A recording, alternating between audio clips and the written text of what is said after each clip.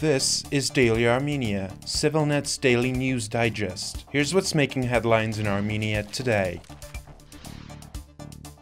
New York City Mayor Eric Adams took bribes and received illegal campaign donations from the Turkish government in exchange for not making a statement on the Armenian Genocide and for using his power to fast-track the construction of a Turkish consulate in the city. Federal prosecutors alleged in a 57-page indictment against the politician yesterday. The Turkish official messaged the Adams staffer, noting that Armenian Genocide Remembrance Day was approaching, and repeatedly asked the Adams staffer for assurances that Adams would not make any statement about the Armenian Genocide. The Adams staffer confirmed that Adams would not make a statement about the Armenian Genocide. Adams did not make such a statement, the indictment said. It also alleged Adams accepted free travel from the partially state-owned Turkish Airlines, luxury hotel rooms worth more than $100,000, and illegal contributions to his campaign from several people connected to the Turkish government. Much of the illegal dealings alleged in the indictment were arranged by an Azerbaijan native, Rana Abbasova, Adams's longtime aide. In exchange, Adams allegedly used his position as mayor to pressure the New York City Fire Department to approve a new 36-story Turkish consulate building in Manhattan, which would have otherwise failed inspection, according to the indictment. Adams denied the charges and said he would not resign.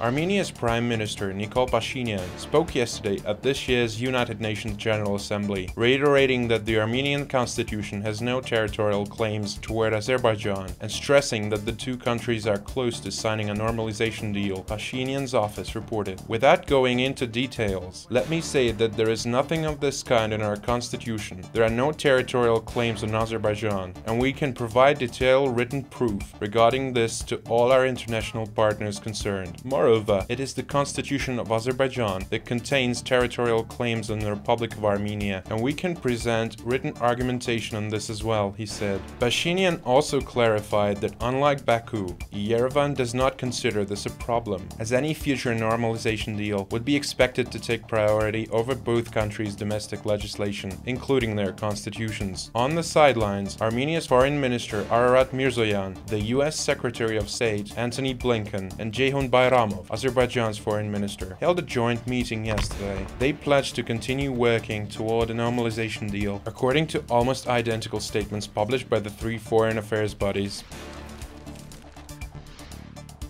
Armenia plans on increasing its military budget by 20% next year, up to roughly $1.73 billion, according to the budget proposal approved by the country's cabinet and sent to parliament for approval yesterday. Lawmakers are set to debate the budget next month. Most of this amount is expected to be spent on military equipment, such as weapons and vehicles, communication devices, and food for the service members. Other expenditures include training fees, investments in military hospitals, and allocations for military attachés based in other countries. Azerbaijani President Ilham Aliyev reaffirmed his pledges to expand and strengthen the country's armed forces yesterday. His government plans to spend over $3.9 billion on defense next year.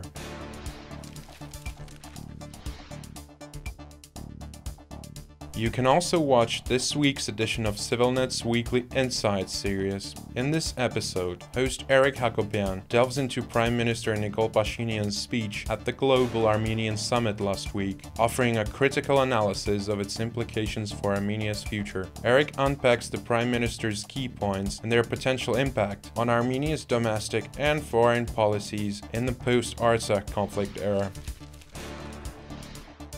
And finally, the CivilNet number of the day is 198. That is because in 198 days, the 2025 World Championship Division 4 will kick off in Yerevan. Armenia was announced as the host country yesterday. Ice hockey in Armenia has been growing over the last few years after its national team was suspended from playing international matches indefinitely in 2010 for involving ineligible players. In the upcoming home tournament, Armenia will play against Iran, Kuwait, Indonesia, Malaysia, and Uzbekistan.